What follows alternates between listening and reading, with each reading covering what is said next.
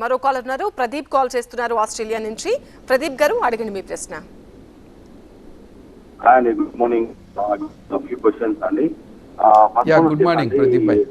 ఇందాక కాలర్ గారికి నాకు తెలిసి మీరు కరెక్ట్ గా ఆన్సర్ ఇచ్చారని అనిపించట్లేదు. ఎందుకంటే మీరు ఏమన్నారంటే కాంగ్రెస్ పార్టీకి సంబంధం లేదన్నారు. ఇన్ కేస్ కాంగ్రెస్ పార్టీకి జగన్ గారి పేరు మీద కేసు పెట్టడానికి కారణం అయి ఉంటే కూడా తప్పు లేదని నా భావన అండి. ఎందుకంటే ఇప్పుడు తప్పు చేయని వాడికి భయం ఎందుకు? కోర్టుకు వెళ్ళి నిరూపించుకుంటే I mean everyone understand చేసుకుంటారు కదా. ఓకే అతను తప్పు చేయలేదు కాంగ్రెస్ పార్టీ అండ్ అప్పుడున్న సంస్థలు తప్పు చేశాయని చెప్పేసి ప్రజలు అనుకుంటారు.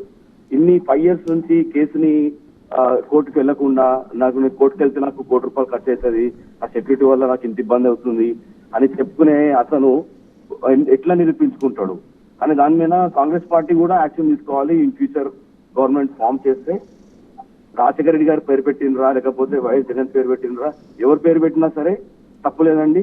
నిరూపించుకుంటే తప్పు చేయాలని నిరూపించుకుంటే అయిపోతుంది అనేది నా భావన.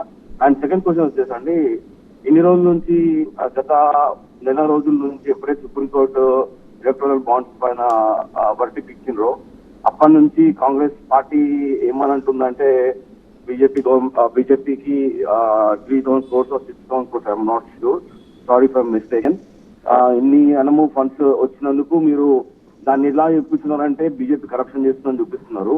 బట్ ఇండియా అనే కూటమిలో ఉన్నటువంటి పార్టీలు 3-4 పార్టీలు, అందులో ఒకటి అయినటువంటి తృణమూల్ కాంగ్రెస్ కి 1600 కోట్లు వచ్చినాయి, మళ్ళా బీఆర్ఎస్ పార్టీకి 1100 కోట్లు వచ్చినాయి, మళ్ళీ ఇతర పార్టీలకు కూడా మొత్తం కలుపుకొని 3000 కోట్లు వచ్చినాయి. వీటిపైన మీరు ఎందుకు ప్రశ్నించట్లేరు? ఓన్లీ బీజేపీనే ఎందుకు టార్గెట్ చేస్తున్నారు? మీలో ఉన్న పార్టీస్ ని మీరు ఎందుకు అపోజ్ చేయట్లేదు? అలాంటి పార్టీస్ ని మీ దాంట్లో ఎందుకు చేసుకుంటున్నారు అనేది నాకు క్వశ్చన్ అండి. అండ్ లాస్ట్ వన్ అండి, ఆంధ్రప్రదేశ్ లో బహుశా ఈసారి కాంగ్రెస్ పార్టీ వచ్చే అవకాశాలు అయితే లేవు. అనవసరంగా మీరు ఎక్కువ కష్టపడి మీ అంతటా మీరే ఓవర్ కాన్ఫిడెన్స్ పెంచుకోకండి. దయచేసి ఇప్పుడు కష్టపడండి, ప్రాబ్లీ నెక్స్ట్ టైం అన్నా కొన్ని సీట్లు వస్తాయని నాకు తెలుసు. Thank you. Thank you brother, thank you for your advice. ఒకటి, ఎలక్ట్రల్ బాండ్స్ గురించి మీరు మీలాంటి వాళ్ళు తెలుసుకోవాలి.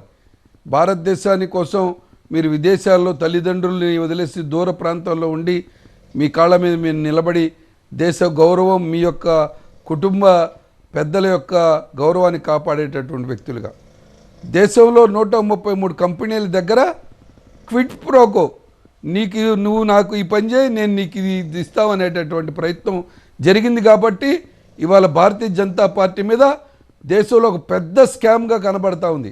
దయచేసి మీరు తెలుసుకోవాలి. ఇది అంటే 6,000 కోట్ల రూపాయలు ఒక్క బీజేపీకి ఎందుకు వస్తాయి electoral bonds? The football is mother of all games. It is a team sport. The leadership attitude is taking the ownership. It's always a big responsibility to take decisions and the right decisions. I always question the stereotypical. And that's why you are in that position. This and more, streaming on News 9+. Subscribe now. ప్రతి corporate కంపెనీలో ఎక్కడో చోట ఈడీనో income tax raiding జరిగిన వారం రోజుల్లో 10 రోజుల్లో 15 రోజుల్లోపో నెల రోజుల్లోపో అదే కంపెనీ నుంచి ఎలక్ట్రల్ బాండ్స్ ద్వారాగా భారతీయ జనతా పార్టీకి ఏ విధంగా వస్తాయంటే క్విట్ ప్రోకో, నువ్వు నాకు ఇది ఇవ్వు నేను నీకు ఇది ఇస్తాననేటటువంటి ప్రక్రియలో జరిగింది. కాబట్టి భారతీయ జనతా పార్టీలో ఆ పెద్ద స్కామ్గా ఇవాళ నేనంట్లా విదేశ స్థాయిలో ప్రపంచ స్థాయిలో ఉన్నటువంటి మీడియా కథనం ఇది. ఇంత పెద్ద స్కామ్ ఎక్కడ జరిగి ఉండదు ప్రపంచంలో. ఏ ప్రాంతం, ఏ రాష్ట్రం, ఏ దేశంలో కూడా ఇంత పెద్ద స్కామ్ జరగలేదు. దీని మీద మీలాంటి విఘ్నులు ప్రశ్నించాల్సినటువంటి అవసరం ఉంది.